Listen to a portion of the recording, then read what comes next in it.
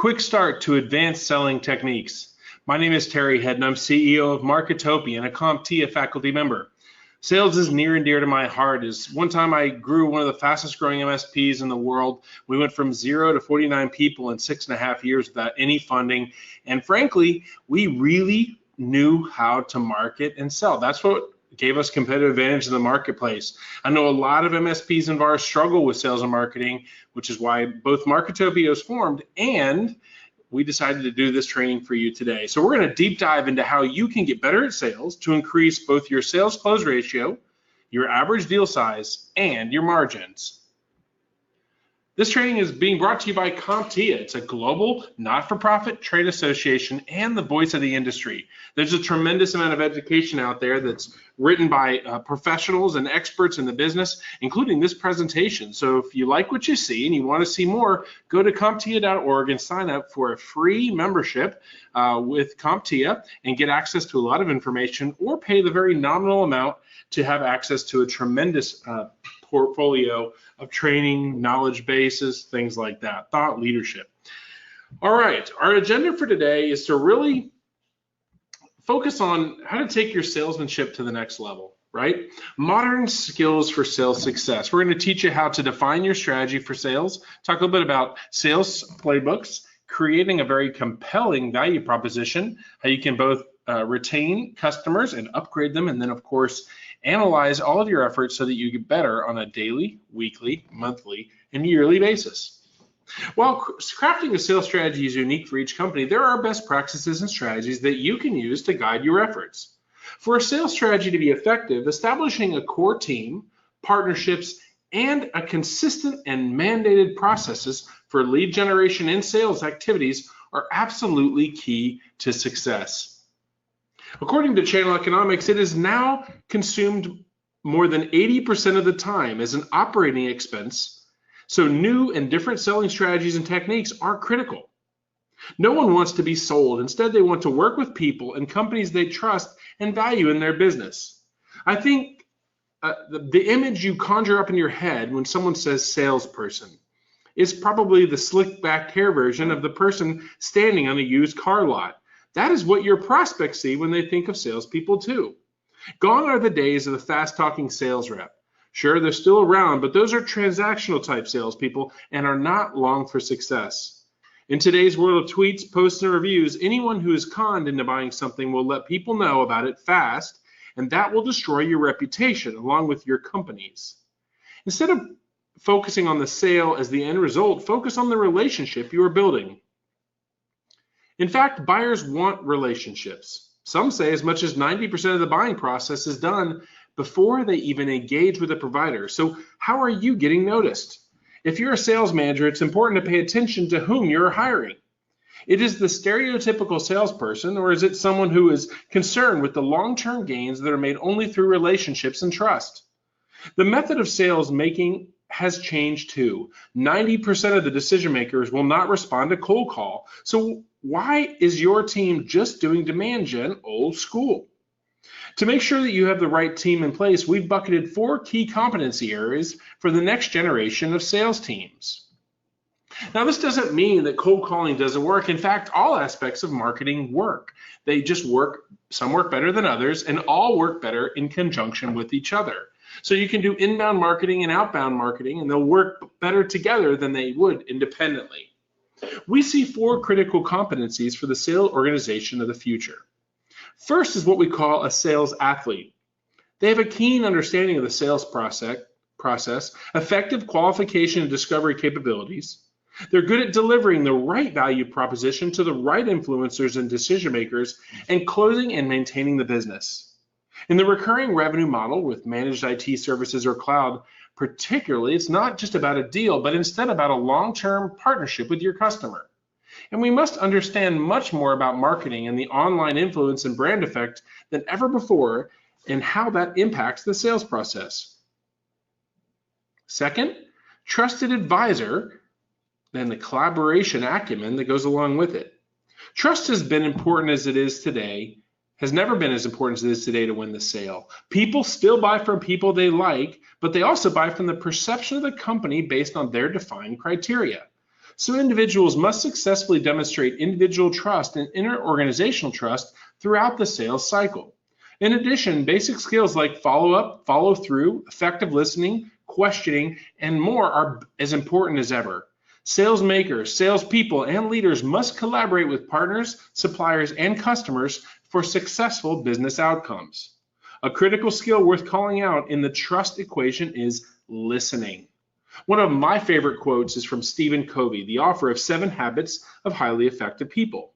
He said, quote, "Most people do not listen with the intent to understand. They listen with the intent to reply." That is, you are listening only to reply with why they should buy your stuff. Many times, if you listen closely and carefully, you will not only hear one opportunity, you might hear 2 or 3, or even a longer-term solution might work better for the client.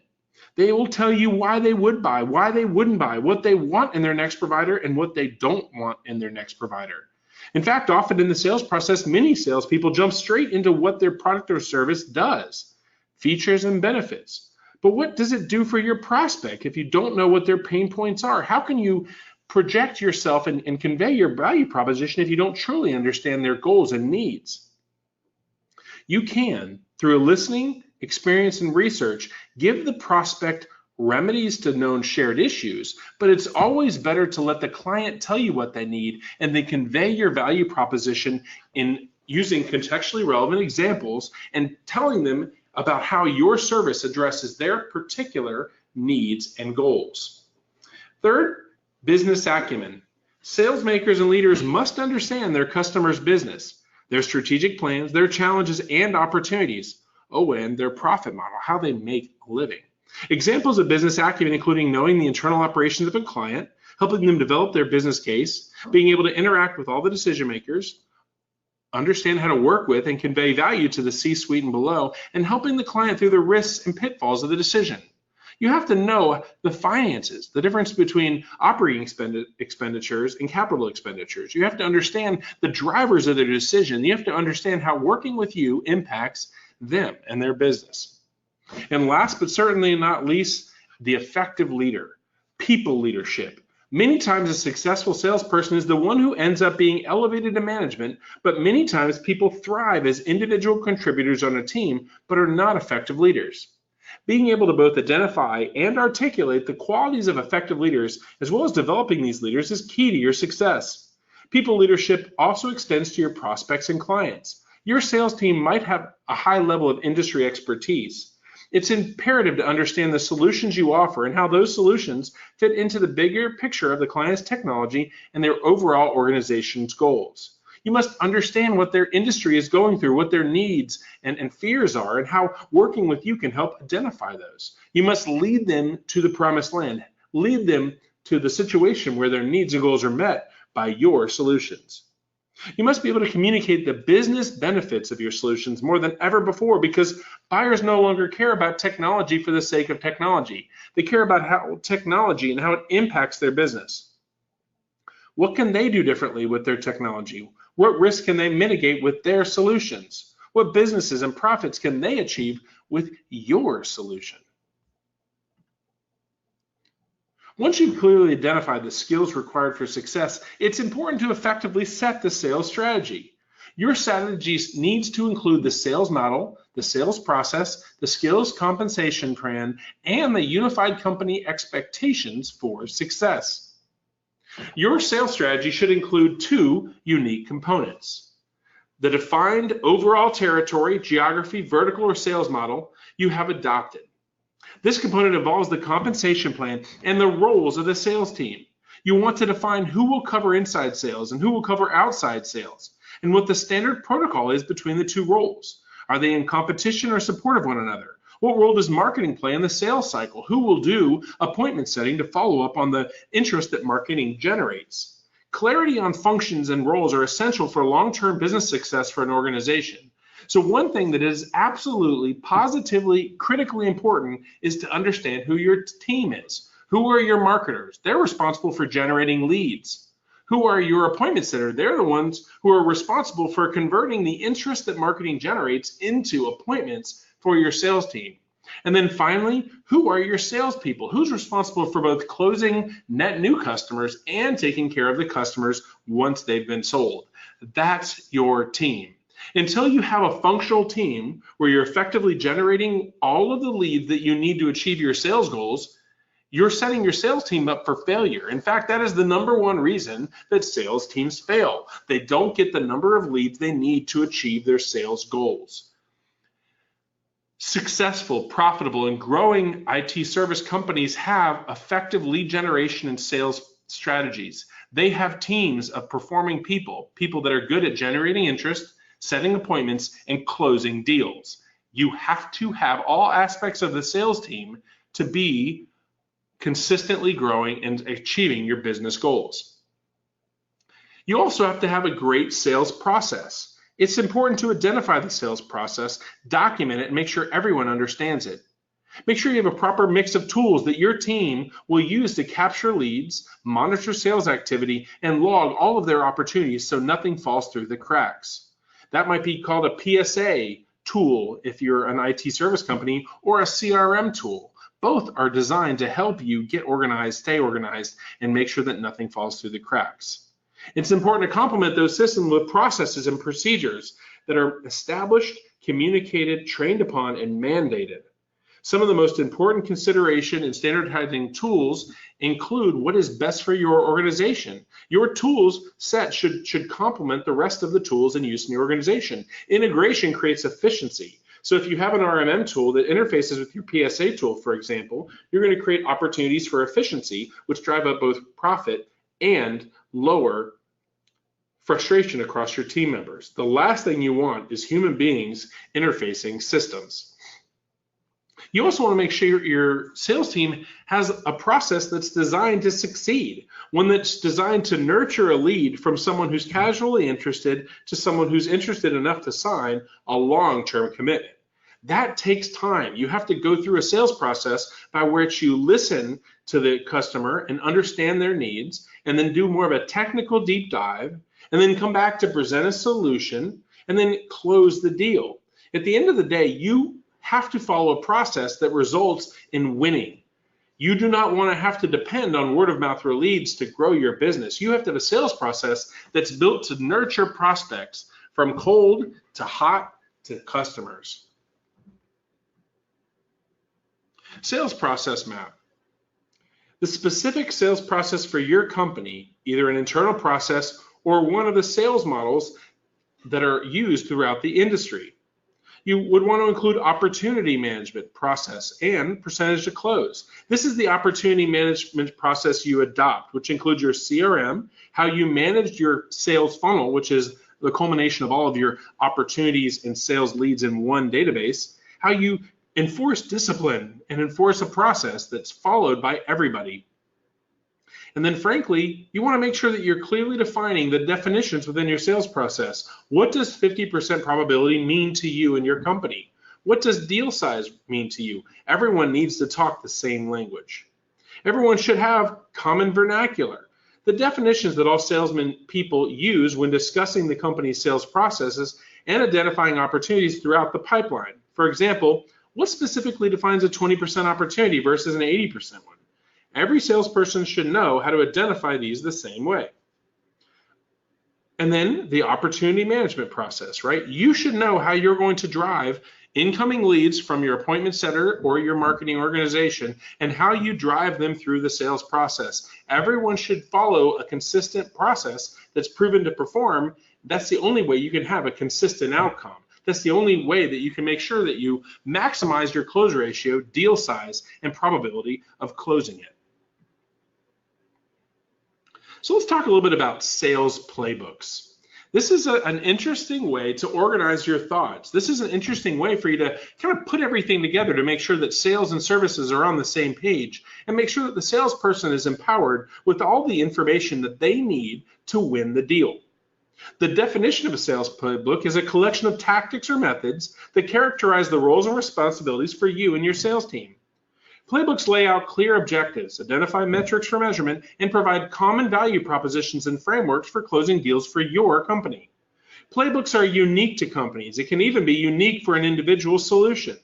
Best-in-class companies always have comprehensive, tried, and true sales playbooks that they are evolving as they learn new techniques, add new products, or improve current ones.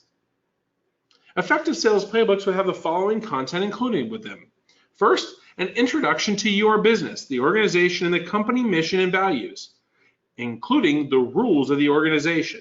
Every member of the team should know your company's mission and values and what constitutes standard operating procedures. The roles of the salespeople in the process and other employees. One of the challenges we face as sales people is to understand the roles of everyone involved. When do you bring in a sales engineer or an implementation person or on the call? You want to clearly define these, and that way things will run more smoothly. You want to define the buyer personas, which are the types of people involved in the buying side, that is on the prospects, and what journey they have or what process they have to make a decision.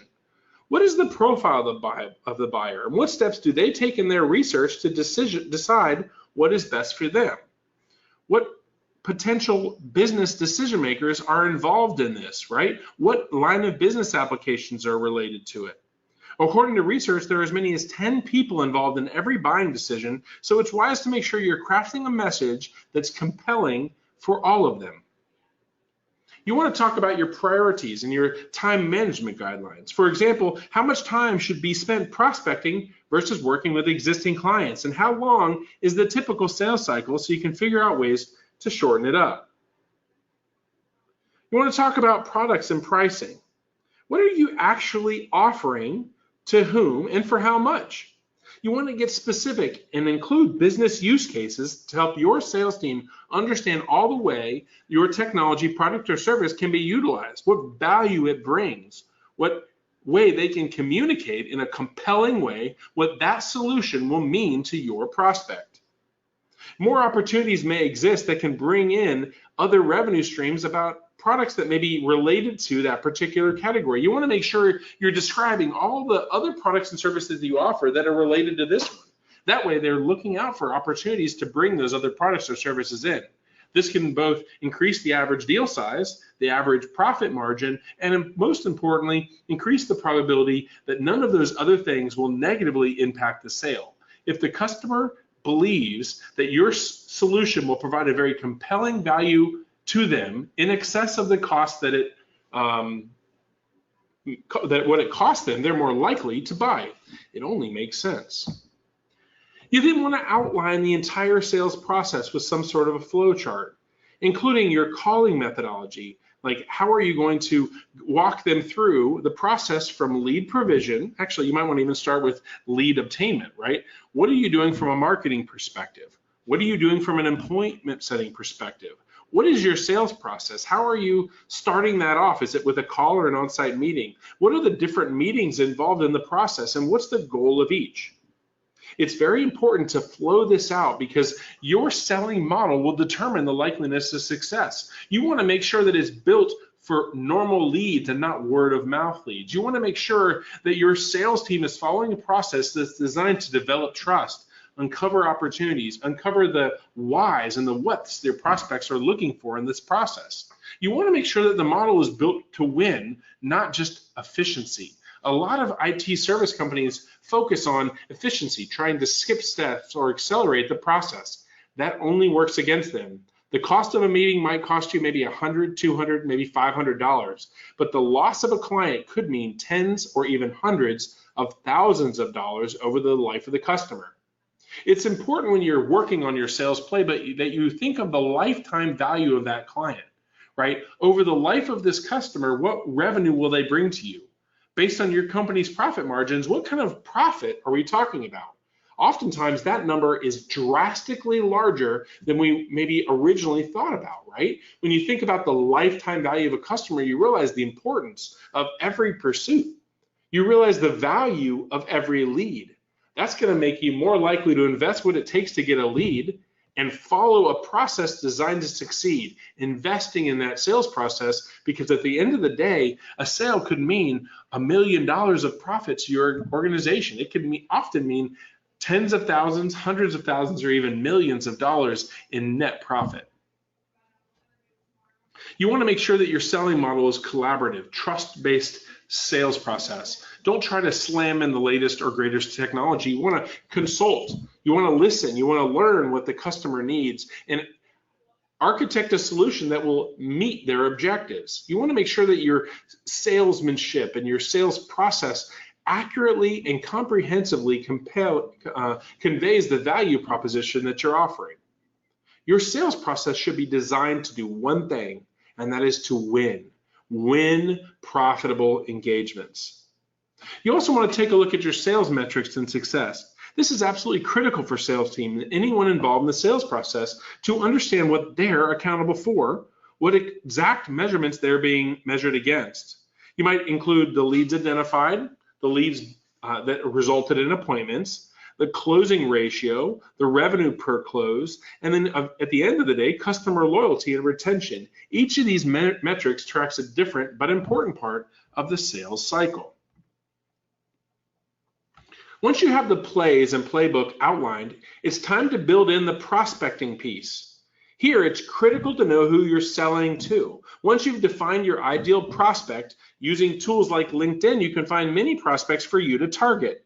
Do further research on who they are and who else might be involved in the decision-making process. People can be involved in the decision, as I mentioned, and it's important to know who these people are and what they need when you get on a call with the team so that you can address proactively all of their concerns.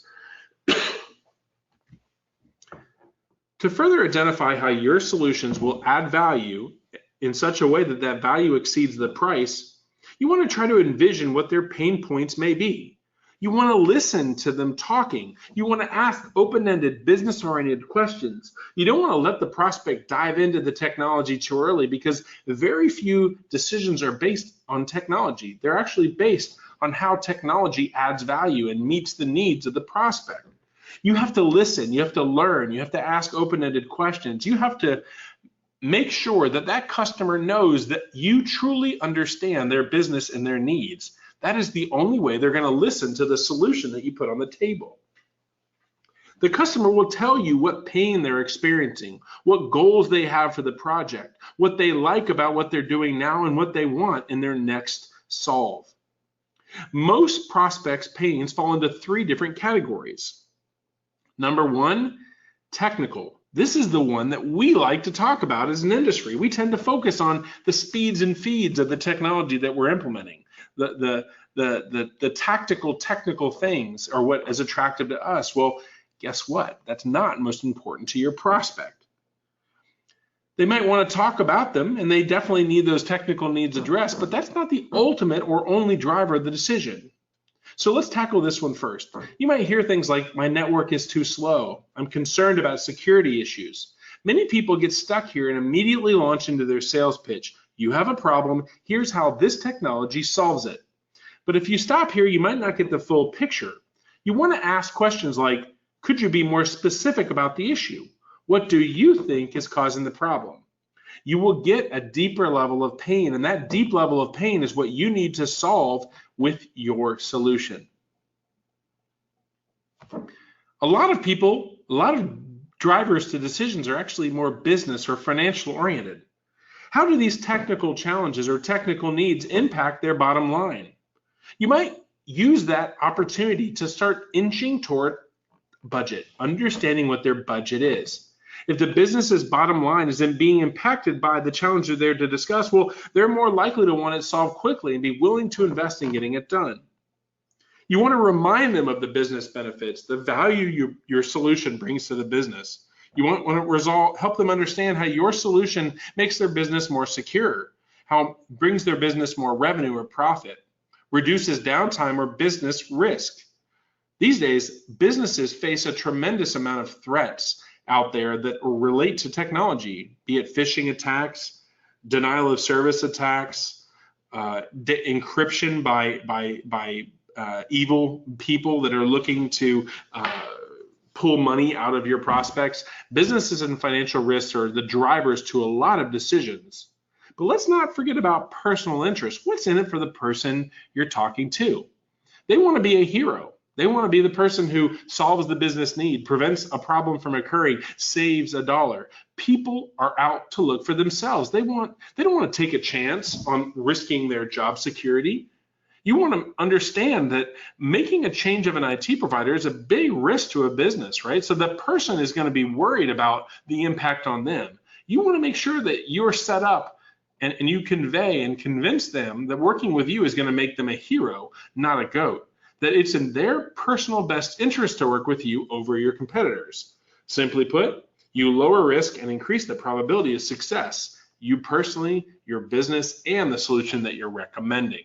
You're addressing all of the prospect's pain points, technical, business, and financial, and then of course the personal interests of the person or people that you're talking to.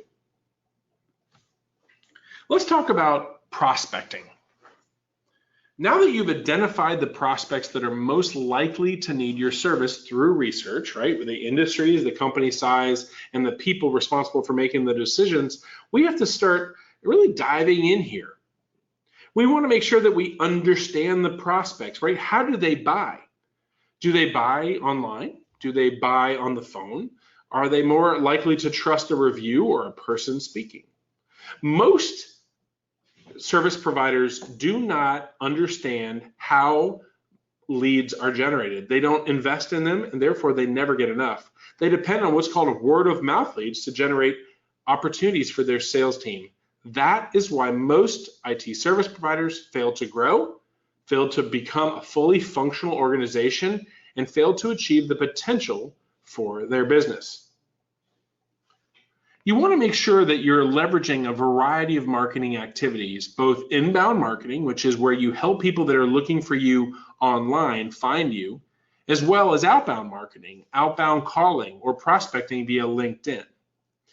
While no one truly enjoys cold calling, people love doing warm calling. There are groups of people who love making prospecting calls to people who've generated interest through marketing's activities. So if you've done your marketing out there, you've got your message out there, and you've indicated need by people visiting your website, you can have people reach out and call them. Outbound appointment setters are absolutely critical to success in the managed services industry. You want to make sure that your marketing team is marketing you as someone who's informed and capable of servicing their needs, someone who's a thought leader in the industry. You want to make sure that they're sending their marketing message to people who are interested in your service, that they're contacting people about what you're selling before you're trying to sell it. You want to make sure that you're establishing a digital relationship with people, right? Through content marketing, through your website, blogs, tweets, social media profiles. You're communicating with them in such a way that you're building a relationship before the time to come, the time is to sell. You want to make sure that your social media network is broad and deep and includes not just your friends and family and competitors, but also a very, very comprehensive group of your prospects. Don't be afraid to invest in digital marketing, pay-per-click marketing. Social media investment is how you get the message out there. The days of native organic reach on social are long gone. You have to pay to get in front of your prospects. And most importantly, show that you care by liking and commenting on their posts as well. Build relationships through social media. Be active. And if you're not a person who's savvy and really, really good at generating leads on social media, don't hesitate to leverage third-party people. In fact, almost every fast-growing MSP in the world leverages third parties to grow. They have outsourced their marketing. Most MSPs are not great at it. Some are, and they do have internal teams that help them grow. But a lot of us in this industry, frankly, are not sales and marketing people. We're more technical people. So we benefit from leveraging the knowledge and experience of third parties that focus on the managed services industry. They know that the managed services industry is not the same as a consumer industry, and therefore they need to leverage third parties who truly understand their business, their value proposition, and the value that they bring prospects so that they can market that value effectively every day. The last thing you want to do is turn over your marketing to an amateur hour marketer. Don't trust an intern or someone who's not experienced. Experience can be costly. Not only can you not get a lead that you could have gotten, but you can damage your reputation in such a way that it may be impossible to recover. According to IDC, there are 3 stages of the B2B purchase these days. 75% of B2B buyers and 84% of C-level or VP level executives use social media to help make purchasing decisions. In the study, IDC describes the 3 stages of a typical B2B purchase. The early stage includes researching how the business can be improved, determine whether it's worth investing in a solution, and searching for possible alternatives. The middle stage consists of creating a short list of vendors and products. Recommendations from third-party experts are heavily valued at this stage. The final stage of the buying process includes finding answers to questions before they make a decision. This is the stage where buyers find social networks, blogs, tweets, and websites to be incredibly valuable. If your prospects are using social networking during the buying process, then it's important for you to use social media to fill your sales pipeline. Reps who are riding the social wave are outperforming those who don't. In fact, studies show that sales reps with high social network activity achieve 45% more sales opportunities and are 51% more likely to hit their sales quotas. The good news for you is that less than 30% of companies are actually employing social selling strategies, so there's a huge opportunity for you and your team. So how can you use social selling as a part of your sales strategy? First, let's go over exactly what social selling is and how it differs from traditional sales. The major difference between traditional and social is that traditional selling is a numbers game. Social selling is a relationship game. In traditional selling, you buy leads. Social selling, you create and leverage professional networks. In traditional selling, you have a limited or no insight into who the prospects are, a true cold call. But you can target key decision makers with social and create a warm introduction environment. Traditional sellers push and social sellers sell through pull strategies, content marketing, and so on. And finally, traditional salespeople are viewed as pests by some, and social sellers can be viewed as a trusted advisor or partner in the process. So what is social selling? Simply put, it's using social networks like LinkedIn and Twitter to find and engage with your prospects and customers. By interacting with and providing value to your prospects and existing clients through social networks, you are social selling, and you're taking the cold out of the cold call. Now, a lot of you may have been trying social media. That is a common way to sell because it is, to a large extent, free and can be done by anybody. But a lot of us are not seeing the results that we'd like to see. Social selling used to work better, and that is really because of one thing. It used to be that Facebook, LinkedIn, and Twitter allowed anyone to see the content that you put out there. Now they're increasingly forcing you to pay for that visibility because they're hiding people that haven't interacted with your posts in the past. So that 4,000, 6,000, 10,000 person network you may have on LinkedIn used to see your posts, but LinkedIn is wise, has become wiser in their old age and started to hide people who haven't actively engaged with your post. Therefore, of the 7,000, maybe 70 or even 7 are seeing your posts now. You have to pay to have a voice in social media unless, and that's especially true in B2B, unless you're one of those people who's incredibly savvy that have created ongoing, engaging conversations via social media with your prospects. Now, social media doesn't work by itself. In fact, every social media link that you have most likely ends up on your website, so your website needs to look fantastic. They're also not going to stop their research on social media profiles. They're going to still use Google to market. So you've got to make sure that your website is found if someone searches on Google. So pay-per-click's important as well as organic reach. They're also going to ask trusted advisors, people out there like CPAs and other third-party influencers. So it's important that you develop a referral program with those prospects. Finally, inbound marketing is the panacea. Everyone wants someone to call them asking for information, but it's very difficult. It's not as simple as it sounds. You still have to go out there and be active in the community. Trade shows, cold calling, networking events, you still have to be out there. Outbound sales is still a required process, especially in B2B, especially in managed IT services. You have to market yourself across multiple mediums, multiple ways, over time, religiously, if you want to create a brand presence that people think about when they think about IT. It's not as simple as having a good and active social media profile. So if you're embarking on a selling strategy, it's important to understand who the decision makers are, right? What are they? Who are they? What roles do they look like? What do they have in common? What pain points do they have? What needs do they have? What goals do they have? What personal agendas might they have? Where do they live? Are they consumers of particular periodicals or websites online? Do they read magazines? Do they attend particular events? It's important to understand who your decision maker is, where they are, and what values they have, what needs they have, so that you are marketing where they are, provide content in such a way that is compelling to them, and create a marketing message and a sales message that is compelling to them. It's important that you understand who your prospects are so that you market properly to them. It's not a one-size-fits-all, one message-fits-all solution. One of the most awkward times that you have in social media is connecting with people. I can't tell you how many people that have tried to connect with me and they come up with the worst messages to talk to me.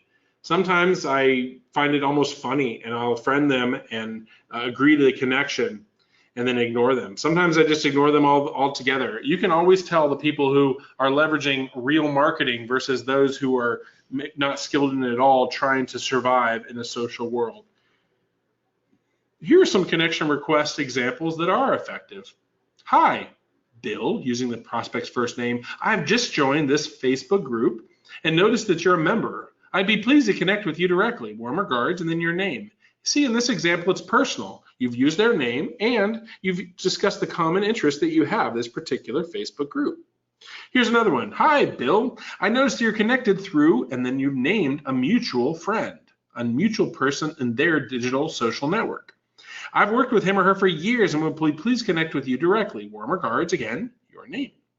Hi, Bill. It's been great to see you. And then you talk about the event you met them with. It would be great if you could keep in touch and I could learn more about you and your work. You've shown interest in them. Everyone loves to talk about themselves. Everyone else has an agenda. You can leverage that to get that connection and therefore that recipient of your social media marketing. The other way to get on your prospect's radar is to become a thought leader in your particular industry.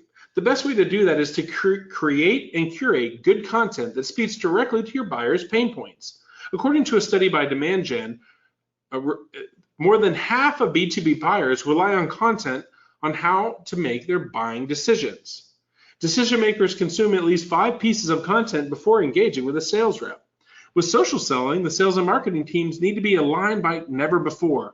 Marketing needs to truly understand the personas of your prospects. They need to understand their pain points and the types of content they consume, and then create it. As you can tell, that's not the job of an amateur marketer. So if you're relying on an intern, neighbor, child, or some sort of a third party who doesn't understand the market that you're selling to or the products that you bring to market or the value they bring, then guess what? Their marketing is not going to work. The sales team then needs to research and find articles and content from relevant sites that would bolster their reputation as a trusted advisor. They want to share opinions, wins, solutions, case studies, and the like, and constantly keep your team and your company top of mind.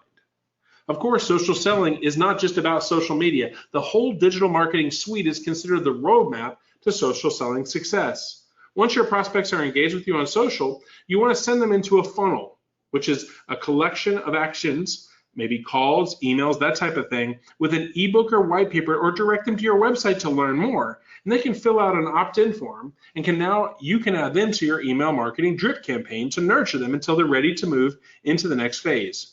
All of these tactics work in concert to get you through a successful sale. Last, it's important to know the digital marketing and prospecting laws and regulations in the geography in which you're operating. ICANN spam and other regulations on email marketing can impact your ability to get messages out to your prospects. So be very aware of those rules and make sure you're always in compliance. Let's talk a little bit about the value proposition. Regardless of what your selling strategy is, you have to hone in on your ideal client and create a very compelling value proposition.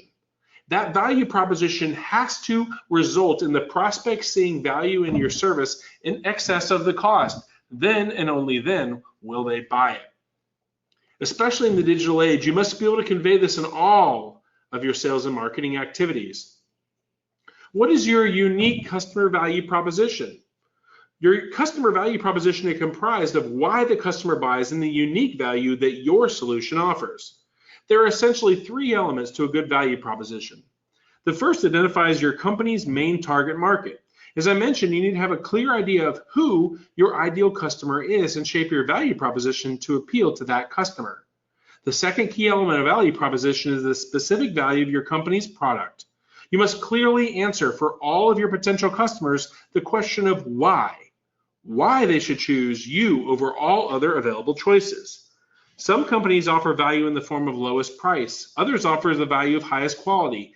Time saving is another important value. Or perhaps you offer a proprietary technology or product that's not available from any other source. Then that is obviously a unique value that you offer your clients. The third element of a value proposition covers how you meet the individual needs or desires of your clients. This part is aimed at appealing to the emotional side of the client and establishing a relationship that will not only result in a sale, but in long-term loyalty for your products and services. All of this goes back to understanding the specific pain points and how you are uniquely positioned to solve them. Acquiring new business is a key element to success and part of a successful strategy, but do not forget about retention. Retaining these customers and your current customers can reap large long-term revenue gains not only in the revenue they generate, but if they refer new clients, you could rapidly fill your pipeline with little effort. You see, nothing's better than a word-of-mouth referral, and nothing gets more word-of-mouth referrals better than more customers, and of course, servicing them well. It's important with customer retention that you focus on them after the sale, cross-sell and upsell. Do more to achieve more with your existing customers. Why is that so important? Because the cost to acquire a new customer is 5 times higher statistically than retaining a new one. 44% of companies focus on new, but the savvy companies understand that you got to focus on retaining the customers you have and getting net new. Existing customers try new and spend more. They're more apt to listen to advice that you have. The key is to increase retention and increase profits by cross-selling and upselling and retaining your customers. Increasing customer retention by just 5% could increase profits by 25 to 90% according to studies. So it's really important that you have a defined and well-executed strategy to retain customers. If you're going to look at a more concerted retention model, here are some strategies you can use. Make retention a priority in your organizational plan. You'll want to define who in your team is responsible, what tactics you will use for retention strategies, and who will implement them. For example, you may need to shift your team's focus from outbound cold calling and acquisition theme advertising and marketing to communications with existing customers, or even better yet, have them do both. You should have a dedicated team focusing on cross-selling, upselling, and retaining your customers. I like to call them success coaches, or virtual CIOs is even more popular in my book. You want to make sure you send frequent communications. Communicate and establish relationships with as many of the decision-making contacts as you can. This way, if someone that is key to your account leaves, you may not have to start over and over again, which of course saves you time and money. By communications, I don't mean only when you want them to write a check. Simple things like giving them a shout out on LinkedIn when they get a promotion, or giving them a recommendation or an endorsement on LinkedIn can go a long way. Keep relevant articles or white papers handy that may help them be better at their jobs. Make sure your team, you can even put it in the sales playbook, knows who is responsible for what communications. People are inundated with email, so make sure that your marketing team and salespeople are aligned on how often they send communications. The last thing you want to do is for marketing to not factor in the sales communications and therefore inundate the customer and overwhelm them such that they opt out. You will need a budget shift. Make sure that you need enough budget, that you include enough budget to support retention efforts as much as you have supported acquisition. Focus on service, providing the best service to be the most responsive, and you will have loyal customers. Maybe hold customer events and give awards. People love awards. And you'll need to budget for those ongoing communications and revise or amend sales compensation to reflect this shift. Now, we've covered a lot in this session. One of the most important techniques you can implement at the end of your sales process is the post-sales analysis. You should always know why you won or why you lost and get better in both scenarios. You want to make sure you've reviewed and document your success and failures. Ask yourself the tough questions. What were missed opportunities? How could we have sold more to this customer if we did sell? If customers leave, why did they leave? Look at even wins as well. Why did they buy from you? Is it because you priced it too low and need to price it higher in the future? Or did you do something right that you want to replicate next time? You want to build on success and solve issues with failures, as both will strengthen your position to succeed. You want to implement a sales strategy that incorporates a solid team, consistent policies and procedures, and provides an environment where your sales teams can thrive and continue to learn. You want to make sure that your sales process results in success. A lead that doesn't close is a travesty. You've got to win. So let's go through a summary of what we've learned today. Number one, having an effective sales strategy is key to long-term success. You've got to hire the right people in the right roles. You've got to make sure that people are focused on lead generation, appointment setting, closing that new business, and taking care of the customers that you've already got. You've got to give them the tools they need to succeed and use playbooks to keep yourself more organized. You want to make sure that you're marketing to the right prospects, that are the prospects that are most likely to buy and that you'll have the ability to close. You want to leverage traditional and social strategies to help you win more leads for your sales team to pursue. Use inbound and outbound marketing to achieve the number of leads that you statistically need to achieve your sales goals. You want to clearly define your value proposition and make sure you communicate it throughout the marketing and sales process. Never forget about retaining customers, cross-selling and upselling them, as well as acquiring new ones. And as always, you want to learn through success and failure. Analyze why you won, why you lost, and make sure you lead and learn from both of those scenarios. That's it. We'll open it up to questions. Thank you so much, Terry. This was a really great presentation. I know I personally got a lot out of it, and really can attest to the buyer personas. I think is a very, very helpful pursuit. That helped us a lot at DNS Filter to say, look, we focus on MSPs.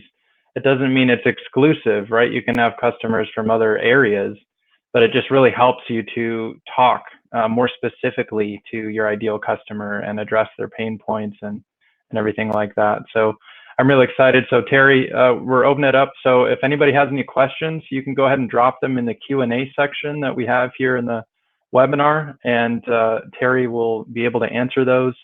I'm going to go ahead and also drop an offer. I noticed that some of you guys, hadn't been using DNS Filter at all right now, and so if you're kind of on the fence about starting a trial, wanted to, do a little bit what we can to help encourage you to give us a try.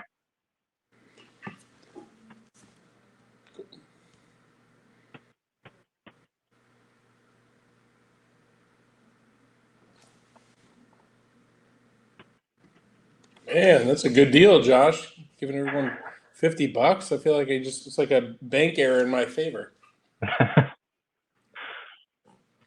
No, I think I like DNS. The product, the more I look into it, the more I think it should be part of everyone's offering. It's just one of those kind of bundle-in solves where everyone would be better if they had it. They'd have fewer problems, lower service costs, increased customer sat.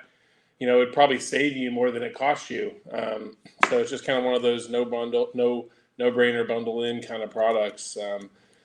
So I hope everyone takes you up on that offer. Right. Yeah, we really noticed that it's kind of replaces multiple services in one, right? The people that have the phishing plugins, the people that want to do, content filtering, and the people that want to protect against malware. So, yeah, a lot of the MSPs that we have, they use that as basically a standard add-on and included in their service offering. Some of them don't even break it out as a separate line item. They just say, look, I apply this to all of my customers, makes my life easier. I don't have to go around, remediating all these machines from getting viruses. I can just prevent them from accessing everything right off the bat. So let's see. William had asked earlier about a copy of the recording, so we will send that out to you later today. And then Mike asks, Mike just says, thanks for the webinar. Those considering DNS Filter, highly recommend. Thanks a lot, Mike. Appreciate that. Yep, same thing, rolling it out to all the clients. Yeah.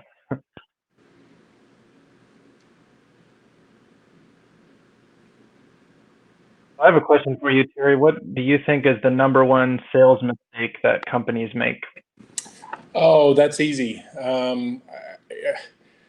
I think that there's a simple like math equation that relates to sales that I found is the number one challenge that people have, the number one reason they fail and struggle in sales and marketing, and that is simple.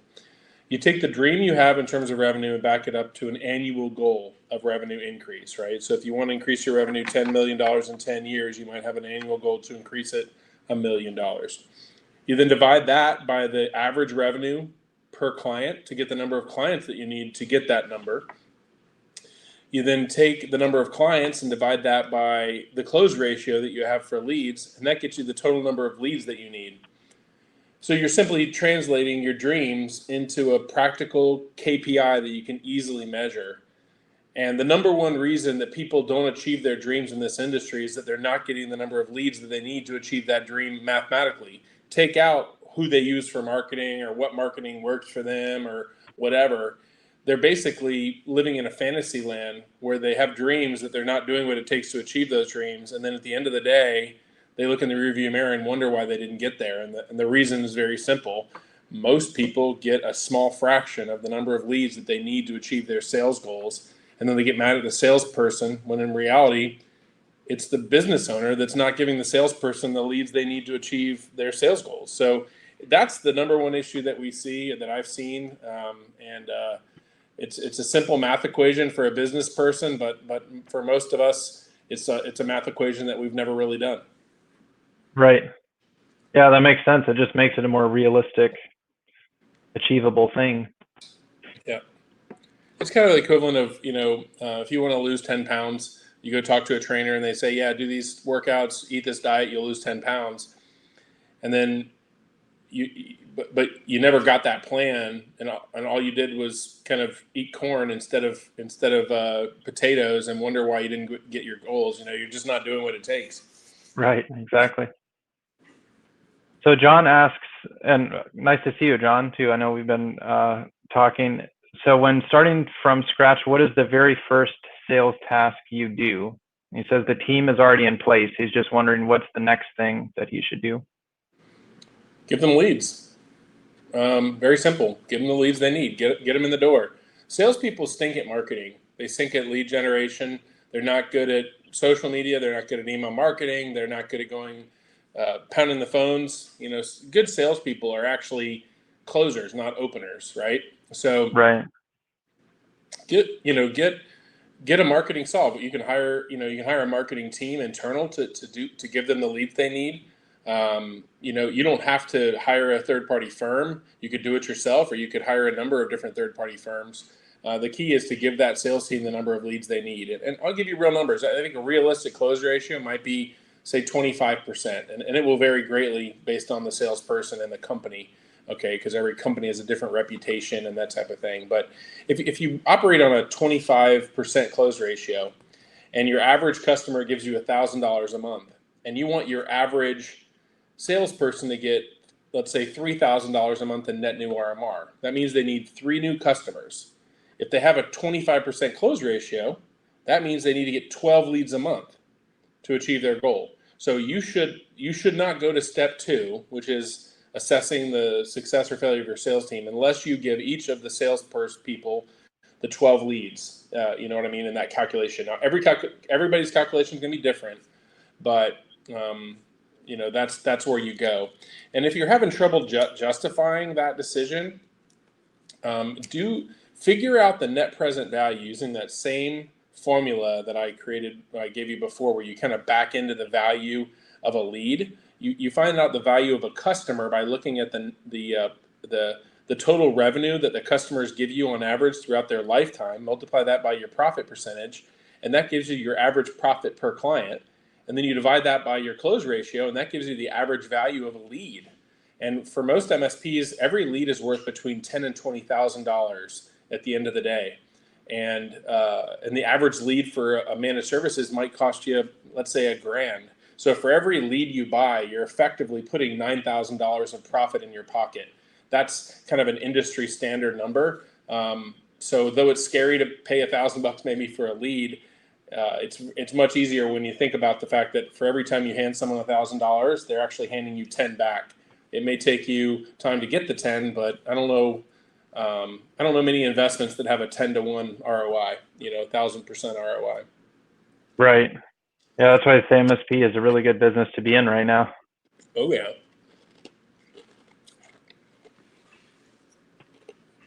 So then over in chat, Richard is asking, he says, I take it that Marketopia can help with these sales issues. You want to speak to that, Terry? There's a lot of great marketing firms out there in the world. Not that many that are good at producing leads for MSPs. MSPs have a very kind of complicated value proposition. It's not as simple as marketing a pen or a bottle of Clorox bleach or something like that, right? The value proposition is somewhat conceptual in nature. We MSPs provide peace of mind, and as you can imagine, it's kind of hard to market that. So, Richard, in general, what I would tell you is to go find a marketing firm that you resonate with, that you believe in, that you'll listen to, that you'll follow their advice, and then hire them and give them the goals and the money it takes to achieve those goals, and then leverage their experience. Marketopia is one of those firms. It's probably the largest of them. But there are a lot of good ones out there. MSP Sales Pros does a great job at telemarketing. Ulistic is out there. There's a number of other firms. Find the firm that you believe in, that you'll listen to, that you'll heed their advice. And one point that I will tell you is to find a firm that does everything. If you start trying to hire one firm to do SEO and one firm to do a website and one firm to do your appointment setting and try and piecemeal marketing out, you end up getting stuck in the middle where everyone blames each other for results and you're stuck in the middle trying to figure it out. And most of us aren't marketing experts, so it's probably not a good place for us to be. So find a firm that can do your marketing for you, do your appointment setting for you, and under one roof where they can kind of be held accountable for results. At the end of the day, you want to be a client seeking a result and not a traffic cop trying to coordinate communication across 5 different vendors. Right, absolutely. So Warwick asked, where is the offer gone? I guess I'll go ahead and put that back up, Warwick. And then if there isn't any other questions, we'll go ahead and end the webinar now, just to be respectful of everybody's time. I'm going to do this as a slide out offer for you guys. But very good. Thank you so much, Terry. This was a really good webinar. I took a lot out of it personally, and I hope everybody else did as well. But we'll go ahead and send the recording out to you guys later today, so you have the video. You can share that with anybody else at your company that you feel it's good for. But thank you everybody for attending, and thank you so much, Terry. You're welcome. Thank you.